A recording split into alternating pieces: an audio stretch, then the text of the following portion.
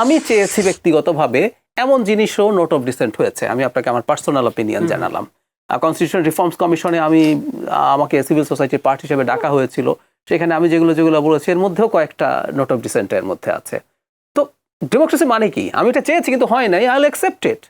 আপনি তো ডেমোক্রেসির কথা বলছেন না, আমার এটা হতে হবে, আমি আন্দোলন করে ঘাট ধরে এটা মানাবো, এগুলো খুবই বাজে চর্চা।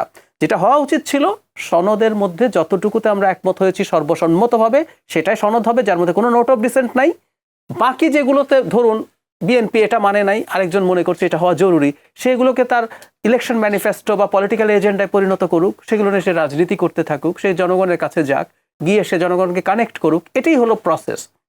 এখন আপনি জুলাই সনদ করলেন, এটার আইনি ভিত্তি দিলেন, কথার কথা বিএনপি তো যেগুলোতে সে দিয়ে নেয়নি, জামাতও দু একটাতে দিয়েছে নোট অফ ডিসেন্ট। তো জামাত বা যেই ক্ষমতায় যাক, সে বলবে আমি তো এগুলোতে নোট অফ ডিসেন্ট দিয়েছি, আমি তো এটা করবো না।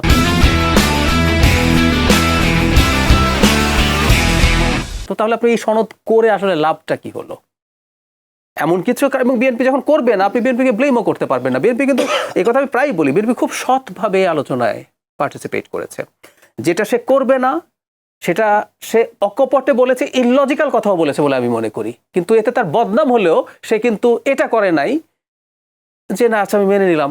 আপনি একটা সনদকে বলছেন এটা সংবিধানেরও উপরে থাকবে, মানে এখন এটাকে সকল আইনি সুরক্ষা দেওয়ার জন্য স্টুপিড কথাবার্তা হচ্ছে। আমি স্টুপিড শব্দটা ব্যবহার করছি, আমি কনস্টিটিউশন নিজের আগ্রহে পড়ার চেষ্টা করেছি, বোঝার চেষ্টা করেছি।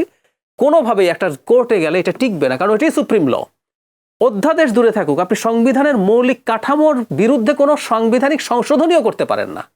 ষোড়শ সংশোধনী, বিচারকদের অপসারণের জন্য যে সংশোধনী করা হয়েছিল, ওটা তো মানে পার্লামেন্টে সংশোধনী করা হয়েছিল, ওটা বাতিল হয় নাই, ওটাও বাতিল হয়েছে। তো সুতরাং ব্যাপারটা এইরকম, আর আপনি একটা অধ্যাদেশ করে সেটাকে সবকিছুর উপরে স্থান দেবেন।